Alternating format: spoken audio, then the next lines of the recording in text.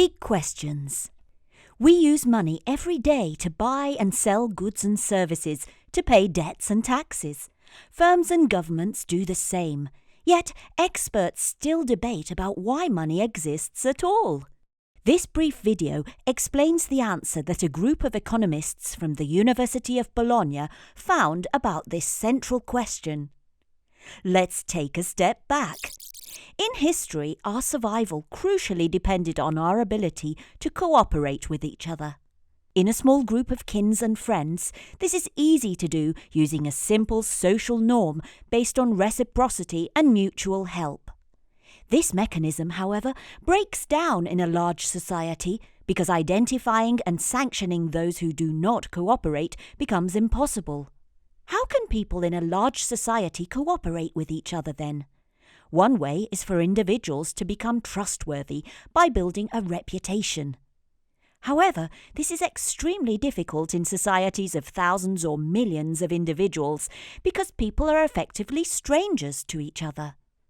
Another way to support cooperation is through record keeping.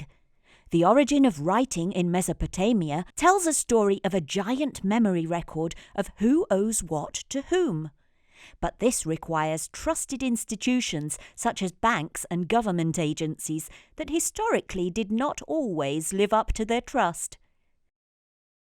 A third way is to develop a monetary system. How does money work?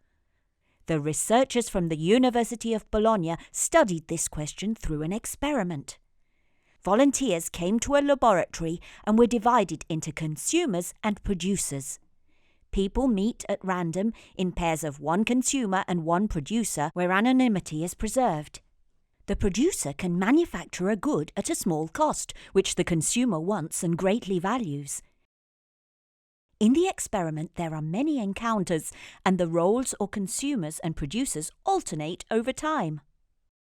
Hence, every producer could give their good to the consumer without asking for anything in exchange. This is ideal because if everyone follows this social norm of mutual help, then everyone will be better off in the end. Do people behave this way? The researchers observed that in small groups a sense of trust emerges in the laboratory and cooperation is frequent. As the group gets larger, however, cooperation declines, because in the experiment all encounters are anonymous and participants cannot recognize each other from previous encounters. Hence, reputation and reciprocity cannot be leveraged to support cooperation. Next, the researchers introduced a limited number of tokens which do not resemble coins or banknotes. They are objects with no intrinsic value. Participants can just ignore them and rely on social norms. But consumers can also offer them to producers in exchange for a good. In the experiment, first, a monetary convention emerged, and second, it enabled people to cooperate even in large groups of strangers.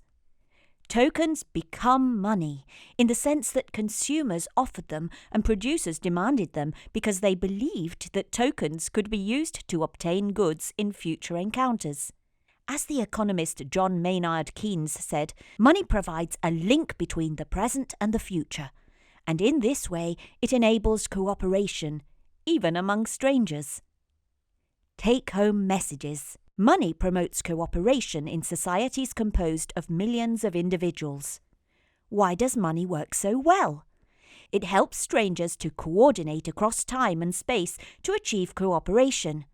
With money, trust is placed in an object, the token, and this makes beneficial exchanges within large groups possible. A monetary system is basically a social convention that promotes trust.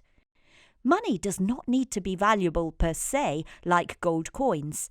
It can be an intrinsically worthless object, like the tokens of the experiment.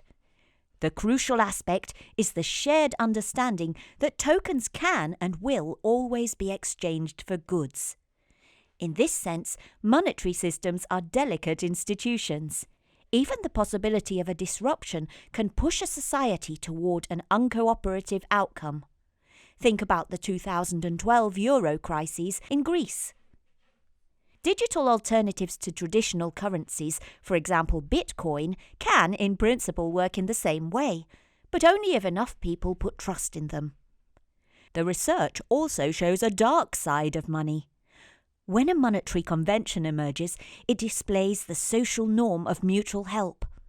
Even in small groups, goods are almost never given for free as gift, and producers refuse to help consumers who do not have tokens. Finally, what about record keeping? In experiments, a record-keeping institution helps cooperation, but monetary systems outperform record keeping. Money greatly reduces the frictions of trade and promotes cooperation in society.